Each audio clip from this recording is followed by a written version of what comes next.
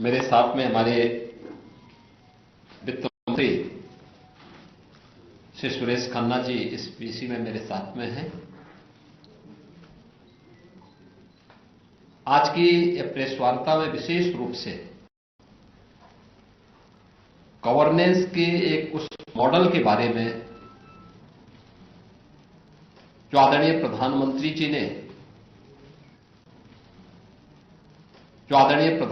जी ने गुजरात के माननीय मुख्यमंत्री के रूप में और बाद में देश के अंदर 2014 में प्रधानमंत्री बनने के बाद प्रगति पोर्टल के माध्यम से गवर्नेंस का जो मॉडल दिया है उसी पे चर्चा करने के लिए उसका इंपैक्ट क्या है उसके बारे में ही मैंने विशेष रूप से आज की विशेष प्रेस वार्ता यहां आई है।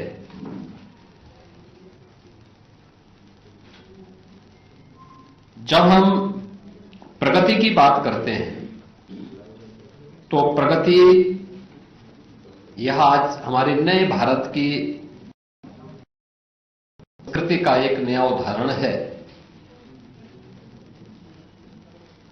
जिसका मतलब है proactive governance and timely implementation.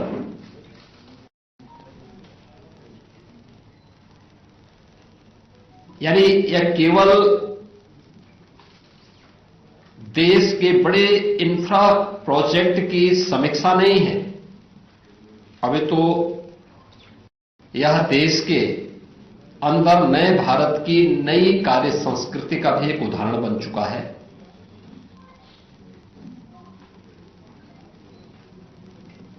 आदरणीय प्रधानमंत्री जी ने 2014 में देश का नेतृत्व संभालने के साथ ही डिजिटल गवर्नेंस, कोऑपरेटिव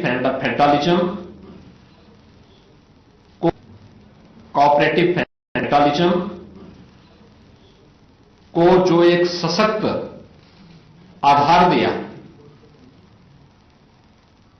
प्रगति ने उसके माध्यम से सिद्ध करके दिखाया है कि इंटेंट, टेक्नोलॉजी और अकाउंटेबिलिटी एक साथ आती है। यानी जब ये तीनों एक साथ मिलते हैं तो आउटकम्स अपने आप सुनिश्चित हो जाते हैं। ये जो कुछ भी आज परिणाम देखने को मिल रहा होगा, देश के अंदर मिल रहा है या प्रदेश के अंदर देखने को मिल रहा है, ये आदरणीय प्रधानमंत्री जी के दूरदर्शी नेतृत्व में टेक्नोलॉजी का बेहतर उपयोग, अंतर विभागीय समन्वय का एक ऐसा प्लेटफॉर्म जहां पर इन सभी समस्याओं के समाधान की दिशा में एक बेहतर प्रयास किया जा सके।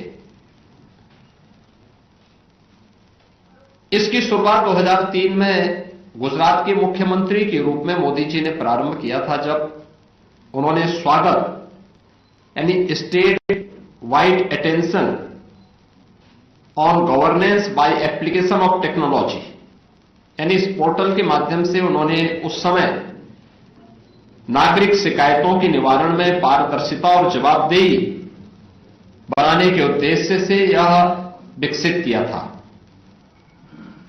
प्रगति यानी जिसके बारे में मैंने भी कहा, यानी प्रगति का मतलब proactive governance and timely implementation, यानी ये उसी का एक राष्ट्रीय स्वरूप है, जहां मेगा इंफ्रास्ट्रक्चर की जो हमारे प्रोजेक्ट हैं, सामाजिक योजनाएं हैं, सिस्टम रिफॉर्म को लेकर टीम इंडिया के अप्रोच को इसके माध्यम से सुदृढ़ किया गया है। यह दर्शाता है कि मिनिमम गवर्नमेंट मैक्सिमम गवर्नेंस हमारी कार्यशैली कैसे बन सकती है। ये पोर्टल उसका एक महत्वपूर्ण आधार बना है।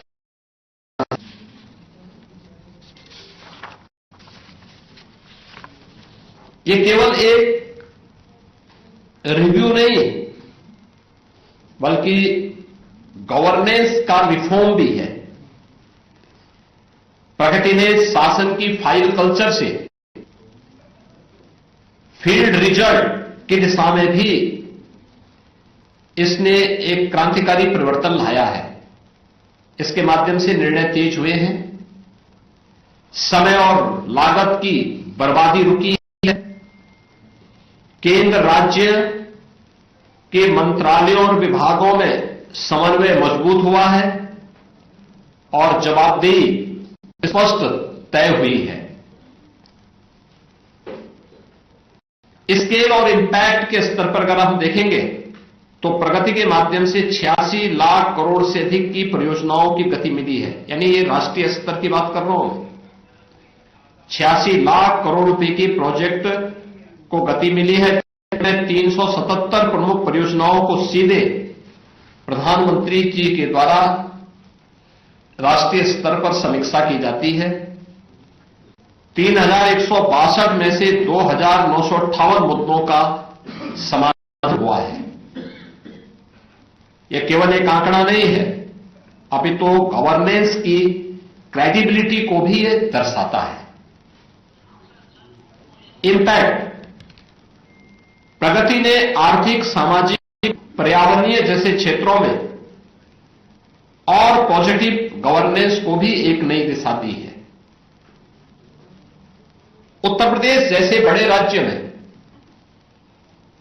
अगर हम इस मॉडल को देखेंगे तो यह वास्तव में गेम चेंजर साबित हुआ है। उत्तर प्रदेश जैसे राज्य की दिशा से अगर मैं आपको कुछ उदाहरण दूं तो उत्तर प्रदेश आज भारत का एक इंफ्रास्ट्रक्चर का ग्रोथ इंजन बनकर रहा है। देश का सबसे बड़ा इंफ्रास्ट्रक्चरल निर्माण केंद्र के रूप में आज उत्तर प्रदेश के अंदर प्रोजेक्ट संचालित हो रहे हैं। केवल राज्य ने अपितु राष्ट्रीय विकास की भी आज यहां के जो इंफ्रास्ट्रक्चर है वह रीढ़ बनी है। आपने देखा एक्सप्रेस वे राज्य के रूप में पिछले 8 साढ़े स्थापित करने में हमें सफलता प्राप्त हुई है।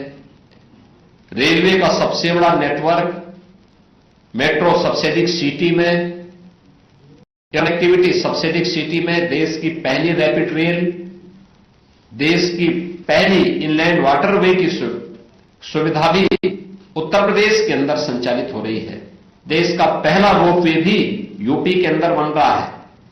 ये सभी प्रोजेक्ट समयबद्ध तरीके से इसलिए चले हैं क्योंकि लगातार इनकी समीक्षा और उसके माध्यम से भूमि से संबंधित हो, पर्यावरण से संबंधित हो या किसी अन्य उससे जुड़े हुए वन से जुड़े हुए मामले हो, इन सब का समाधान का एक प्लेटफॉर्म है और वह है प्रगति पोर्टल के माध्यम से हम उसको आगे बढ़ाते हैं। यूपी के अंदर इंफ्रास्ट्रक्चर पोर्टफोलियो के रूप में अगर हम देखते हैं तो कुल इस दौरान 10,48,000 करोड़ रुपए के 330 परियोजनाओं के साथ उत्तर प्रदेश के पास देश का सबसे बड़ा इंफ्रास्ट्रक्चर पोर्टफोलियो है, जिसमें परिवहन है, पावर है, शहरी इंफ्रास्ट्रक्चर का है, स्वास्थ्य का है और औद्योगिक विकास जैसे प्रमुख क्षेत्र इसमें शामिल है। यानी जिनका हम समीक्षा कर रहे हैं इनमें से जो 1,48,000 करोड़ रुपए के प्रोजेक्ट वर्तमान में इस पूरे उसके तहत हमारे द्वारा समीक्षा इसके माध्यम से की गई है और इसमें 10,48,000 करोड़ का डिलीवरी पर अगर हम देखें तो ग्राउंड रिजल्ट क्या है, 2,37,000 करोड़ रुपए की लागत की 39% पर यानी 128 परियोजनाएं इनमें से पहले ही कमीशन्ड हो चुकी हैं। 8,11,000 करोड़ की 202 परियोजनाएं अपने समयबद्ध तरीके से आगे बढ़ रही हैं। यानी उसमें सरकार की जो मंशा थी उसके अनुरूप उनकी क्वालिटी को भी और को टाइम बाउंड भी आगे बढ़ाने की दिशा में जो भी अन्य अड़चनें थी सबको दूर करते हुए हम तेजी के साथ आगे बढ़े। सड़क, रेलवे में सर्वाधिक प्रोजेक्ट उत्तर प्रदेश को ट्रांसपोर्ट एंड लॉजिस्टिक हब को भी बनाने में इसने मदद की है। क्योंकि आज के समय में कंपटीशन और इस प्रतिस्पर्धा के इस युग में जो भी राज्य थोड़ी भी लापरवाही करेगा प्रोजेक्ट को लाने में, एनओसी प्रदान करने में, स्वाभाविक रूप से निवेशक दूसरी जगह जाएगा जहां उसको आसानी मिलेगी। और इन सभी अड़चनों को एक समय सीमा के अंदर, जिसमें पहले वर्षों लगते थे, उसको समेट के महीनों में करना, महीनों को दिनों में करना, और फिर एक समय सीमा के अंदर उस प्रोजेक्ट को जमीनी धरातल पर उतार भी देना, ये उसकी प्रगति का आधार रहा है। यूपी में अगर हम देखेंगे तो 4,19,000 करोड़ रुपए के 65 बड़े प्रोजेक्ट हमारे प्रगति के अंतर्गत आते हैं, जिनमें 26 प्रोजेक्ट यानी 65 में से 26 प्रोजेक्ट कमीशन हो चुके हैं, 39 प्रोजेक्ट निर्माण के अलग अलग चरणों में चल रहे हैं। प्रदेश में इंटर एजेंसी की बाधाएं दूर हुई हैं, यानी अलग अलग विभाग, जो मैंने पहले भी कहा कि राजस्व